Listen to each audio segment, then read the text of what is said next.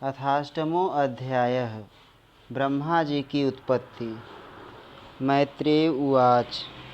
सत्सेवनीयो बत पुरुवंशो यल्लोकपालो भगवत्प्रधानः बभूविथेहाजित कीर्तिमालां पदे पदे नूतनस्य भीक्षणम्। श्री मैत्रेय जी ने कहा, विदुर जी, आप भगवत भक्तों में प्रधान लोकपाल यमराज ही हैं। आपके पुरुवंश में जन्म लेने के कारण वह वंश साधु पुरुषों के लिए भी सेव्य हो गया है। धन्य हैं आप, निरंतर पद पद पर श्री हरि की कीर्तिमयी माला को नित्य नूतन बना रहे हैं। अब मैं क्षुद्र विषय सुख की कामना से महान दुख को मोल लेने वाले पुरुषों की दुख निवृत्ति के लिए श्रीमद्भागवत पुराण प्रारंभ करता हूँ, जिसे स्वयं श्री संकर्षण भगवान ने सनकादि ऋषियों को सुनाया था।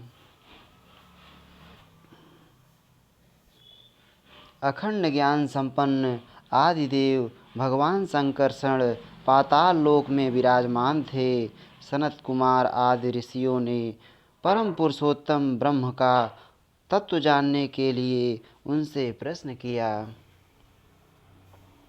उस समय शेष जी अपने आश्रय स्वरूप उन परमात्मा की मानसिक पूजा कर रहे थे, जिनका वेद वासुदेव के नाम से निरूपण करते हैं।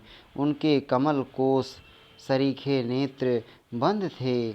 प्रश्न करने पर सनत कुमार आदि ज्ञानी जनों के आनंद के लिए उन्होंने अध खुले से नेत्रों से देखा। सनत कुमार आदि ऋषियों ने मंदाकिनी के जल से भीगे अपने जटा समूह से उनके चरणों की चौकी के रूप में स्थित कमल का स्पर्श किया, जिसकी नागराज कुमारियाँ अभिलषित वर की प्राप्ति के लिए प्रेम पूर्वक अनेकों उपहार सामग्रियों से पूजा करते हैं। सनत कुमार आदि उनकी लीला के मर्मज्ञ हैं। उन्होंने बार बार प्रेम गदगद वाणी से उनकी लीला का गान किया।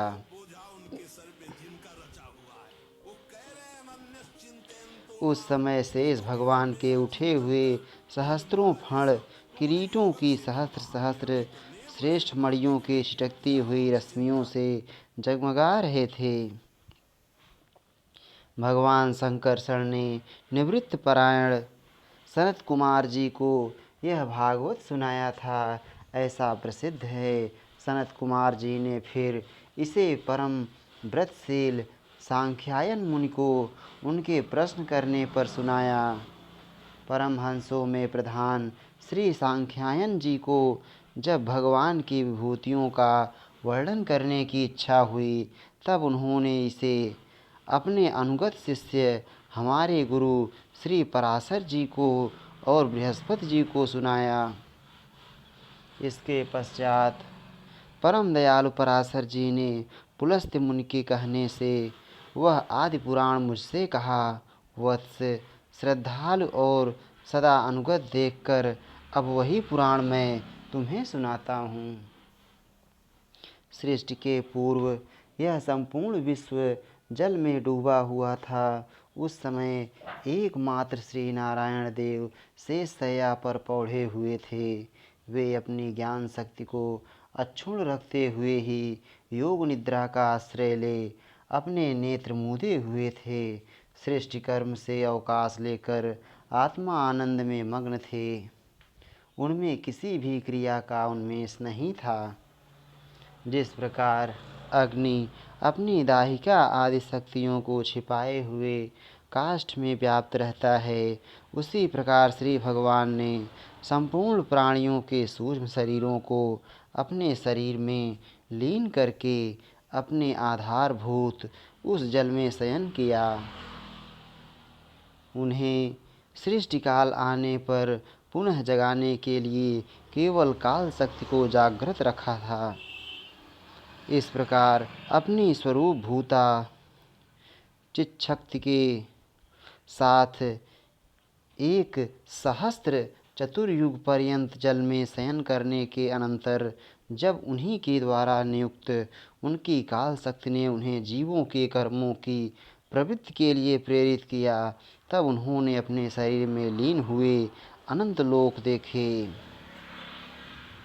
जिस समय भगवान की दृष्टि अपने में निहित लिंग शरीर आदि सूक्ष्म तत्व पर पड़ी, तब वह काल आश्रित रजोगुण से क्षुभित होकर सृष्टि रचना के निमित्त उनके नाभिदेश से बाहर निकला। कर्म शक्ति को जागृत करने वाले काल के द्वारा विष्णु भगवान की नाभि से प्रकट हुआ वह सूक्ष्म तत्व कमल कोश के रूप में सहसा ऊपर उठा और उसने सूर्य के समान अपने तेज से उस अपार जलराशि को दे दीप्यमान कर दिया। संपूर्ण गुणों को प्रकाशित करने वाले उस सर्वलोक में कमल में वे विष्णु भगवान ही अंतर्यामी रूप से प्रविष्ट हो गए। तब उसमें से बिना पढ़ाए ही स्वयं संपूर्ण वेदों को जानने वाले साक्षात वेद मूर्ति श्री ब्रह्मा जी प्रकट हुए, जिन्हें लोग स्वयंभू कहते हैं। उस कमल की कर्णिका गद्दी में बैठे हुए ब्रह्मा जी को जब कोई लोक दिखाई नहीं दिया, तब वे आंखें फाड़कर आकाश में चारों ओर गर्दन घुमाकर देखने लगे। इससे उनके चारों दिशाओं में चार मुख हो गए। उस समय प्रलयकालीन पवन के थपेड़ों से उछलती हुई जल की तरंगमालाओं के कारण उस जलराशि से ऊपर उठे हुए कमल पर विराजमान आदिदेव ब्रह्मा जी को अपना तथा उस लोक तत्व रूप कमल का कुछ भी रहस्य ना जान पड़ा। वे सोचने लगे, इस कमल की कर्णिका पर बैठा हुआ मैं कौन हूँ? यह कमल भी बिना किसी अन्य आधार के जल में कहाँ से उत्पन्न हो गया? इसके नीचे अवश्य कोई ऐसी वस्तु होनी चाहिए जिसके आधार पर यह स्थित है।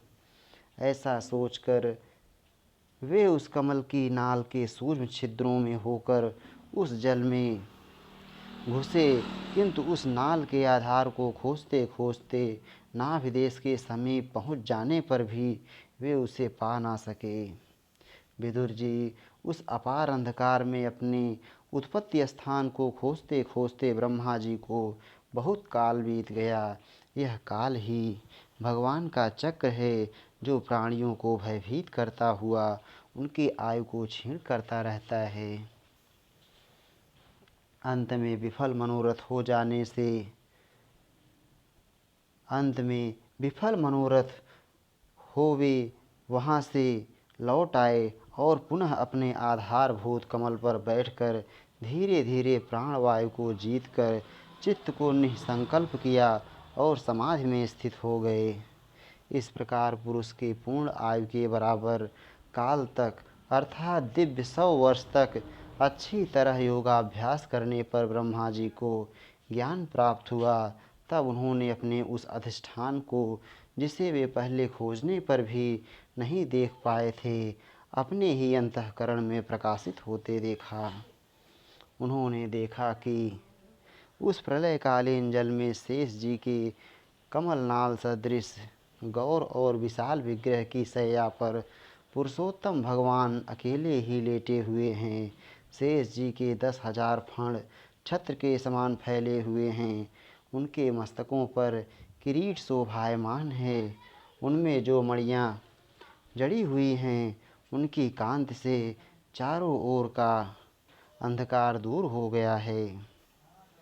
वे अपने श्याम शरीर की आभा से मरकत मणि के पर्वत की शोभा को लज्जित कर रहे हैं। उनकी कमर का पीतपट पर्वत के प्रांत देश में छाए हुए सायंकाल के पीले पीले चमकीले मेघों की आभा को मलिन कर रहा है। सिर पर सुशोभित सुवर्ण मुकुट सुवर्णमय शिखरों का मान मर्दन कर रहा है। उनकी वनमाला पर्वत के रत्न, जलप्रपात, औषधि और पुष्पों की शोभा को परास्त कर रही हैं तथा उनके भुजदंड वेणुदंड का और चरण वृक्षों का तिरस्कार करते हैं। उनका वह श्री विग्रह अपने परिमाण से लंबाई चौड़ाई में त्रिलोकी का संग्रह किए हुए है। वह अपनी शोभा से विचित्र एवं दिव्य वस्त्राभूषणों की शोभा को सुशोभित करने वाला होने पर भी पीताम्बर आदि अपनी वेशभूषा से सुसज्जित है।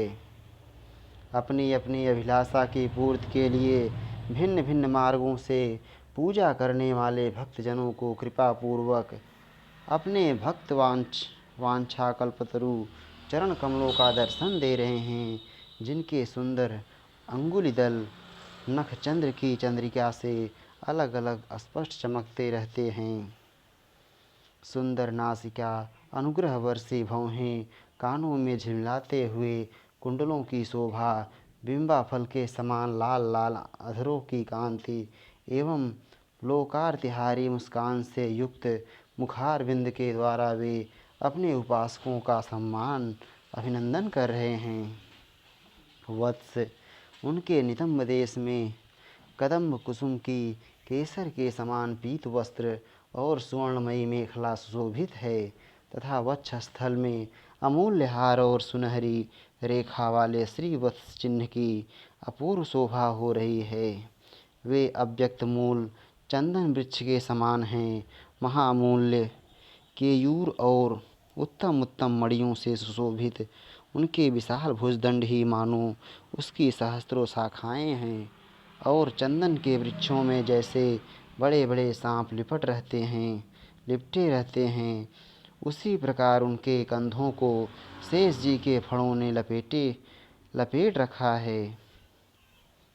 वे नागराज अनंत के बंधु श्री नारायण ऐसे जान पड़ते हैं मानो कोई जल से घिरे हुए पर्वतराज ही हों। पर्वत पर जैसे अनेकों जीव रहते हैं, उसी प्रकार वे संपूर्ण चराचर के आश्रय हैं। शेष जी के फणों पर जो सहस्त्रों मुकुट हैं, वे ही मानो उस पर्वत के स्वर्ण मंडित शिखर हैं तथा वक्षस्थल में विराजमान कौस्तुभ मणि उसके गर्भ से प्रकट हुआ रत्न है। प्रभु के गले में वेद रूप भंवरों से गुंजायमान अपनी कीर्तमयी वनमाला विराज रही है। सूर्य, चंद्र, वायु और अग्नि आदि देवताओं की भी आप तक पहुँच नहीं है तथा त्रिभुवन में वे रोक टोक विचरण करने वाले सुदर्शन चक्र आदि आयुध भी प्रभु के आसपास ही घूमते रहते हैं। उनके लिए भी आप अत्यंत दुर्लभ हैं। तब विश्व रचना की इच्छा वाले लोक विधाता ब्रह्मा जी ने भगवान के नाभि सरोवर से प्रकट हुआ वह कमल, जल, आकाश और वायु और अपना शरीर, केवल ये 5 ही पदार्थ देखे। इनके सिवा और कुछ उन्हें दिखाई ना दिया। रजोगुण से व्याप्त ब्रह्मा जी प्रजा की रचना करना चाहते थे। तब उन्होंने सृष्टि के कारण रूप केवल ये 5 ही पदार्थ देखे। तब लोक रचना के लिए उत्सुक होने के कारण वे अचिंत्य गति श्री हरि में चित्त लगाकर उन परम पूजनीय प्रभु की स्तुति करने लगे। इति श्रीमद्भागवते महापुराणे पारमहंस्यां संहितायां तृतीय स्कंधे अष्टमो अध्यायः। श्री राधा वल्लभ लाल की जय।